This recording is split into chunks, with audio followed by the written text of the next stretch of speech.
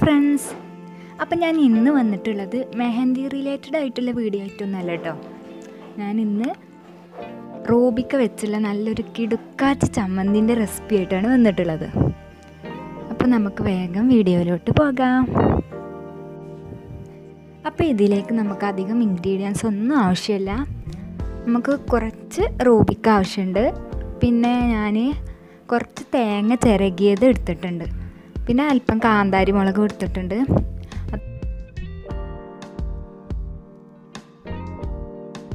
ഇനി ഓരോ ഇൻഗ്രീഡിയൻസായി മിക്സിയുടെ ജാറിലോട്ട് ഇട്ട് കൊടുത്തതിന് ശേഷം ഉപ്പും കൂട്ടി നന്നായിട്ട് അടിച്ചെടുക്കണം.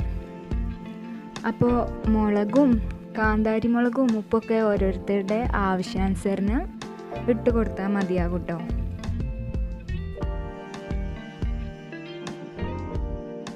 അപ്പോൾ ഇത്ര പണി ഇതിനുള്ളൂ. നമ്മുടെ അടിപൊളിയായിട്ടുള്ളൊരു ചമ്മന്തി റെഡി ആയിട്ടുണ്ട്.